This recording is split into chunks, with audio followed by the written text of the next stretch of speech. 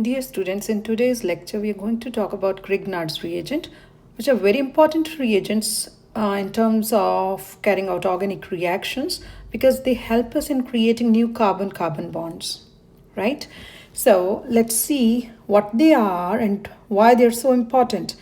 So if you have, suppose, an alkyl halide or a haloalkane, which is this one, which is methyl bromide or bromomethane, right? Bromomethane. And you treat it with this metal, magnesium. It's a divalent metal, magnesium, under dry conditions. You use dry ether mostly for carrying out this reaction.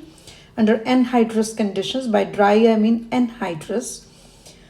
There are no protic solvent present there. So what we get this species, methyl magnesium bromide, right? Which is called, this is methyl or methyl magnesium bromide, right? Now, what's so special about this and what is the purpose of doing all this? If you can recall that this carbon here in Grignard's reagent, this is partially positive. Why? Because halogen is more electronegative than carbon, right? So this carbon is partially positive because of the electronegativity difference between carbon and bromine, and carbon being less electronegative than bromine bears a partial positive charge and is thus prone to attack by a nucleophile. So something positive loving can come and push the leaving group out, right? However, if you look at the Grignard reagent, which is methyl magnesium bromide in this case, so carbon's electronegativity is say 2.5 and magnesium is say 1.3. So who is more electronegative in this case? So in this case, carbon is more electronegative. So it being more electronegative would bear the partial negative charge, right? And can thus act as a nucleophile as well as a base, right? So the carbon, which was electrophilic, is now nucleophilic just because of the insertion of that magnesium thereby, right?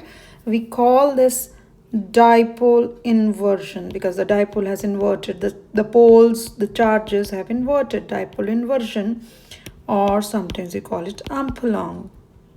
Okay, now what is the use of this? So if you see that we can have many examples, but I'm giving you the examples of carbonyl compounds. By carbonyl compounds we mean the compounds which have the C double bond O flanked by alkyl groups or hydrogens, or hydrogen as well as alkyl group on either side. So to the carbonyl compound, if you add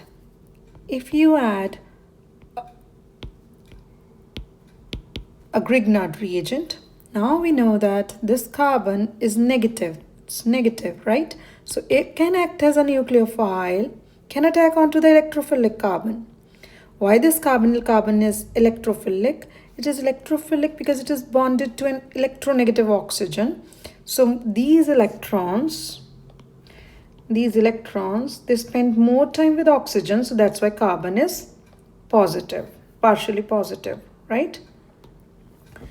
Now, as this attacks on the electrophilic carbon, these pi electrons gets pushed onto oxygen, and what we get is R, C, single bond oxygen, right?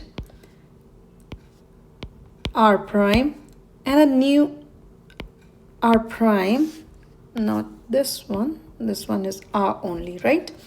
So a new bond is formed. If you see, a new bond is formed between carbon and another alkyl group, right?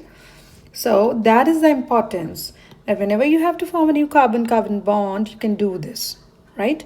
You can adopt this strategy. This is an alkoxide ion. It's a tetrahedral, geometry, alkoxide ion, right? Then in the next step, this alkoxide ion, where the carbon, where the oxygen is having the negative charge, right? This can grab or abstract a proton from water, or if there is any other proton source, right? And we would get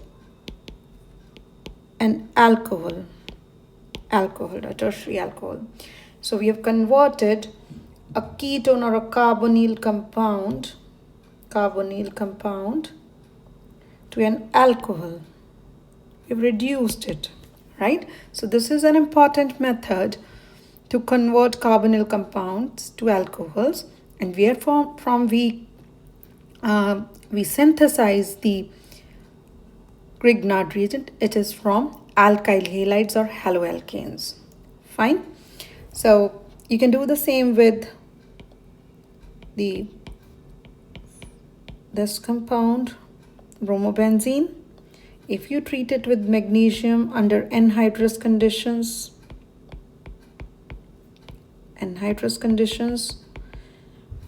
you would get Grignard reagent, right? And since there's a large difference in electronegativity between this carbon and magnesium, so this bond is almost ionic, right? Greater the electronegativity difference between the bonded atoms, the more is the ionic character, right? Once that is formed, you can use that to create a new carbon-carbon bond, right? So you can use this to create a new carbon-carbon bond, right? So now this one is negative. Okay, so let's use the other representation, the one which, like, for the sake of continuity, I'm saying so, right? So this one is positive in that sense, and this can attack here, pushing these electrons. And what we would get, so we would get an alkoxide ion, and this gets attached to the phenyl ring, represented by pH. pH here means phenyl ring, right? Phenyl ring, right? And what we would get, this will again abstract a proton from water, right? And we would get an alcohol. Fine. Now this is very important, that when you depict such reactions, suppose you're depicting this reaction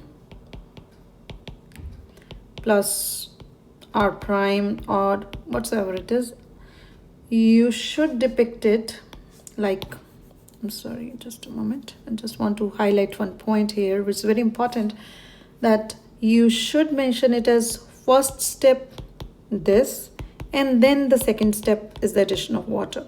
You should not write it as R prime mdx comma water. No, this means that when you're doing this reaction, water was present. However, the correct depiction is that the first step is carried out under anhydrous conditions, and then you add the protic solvent. Fine. So this was a brief overview about the Grignard reagent and its reaction with carbonyl compounds to generate alcohols. I hope this helps. Thank you.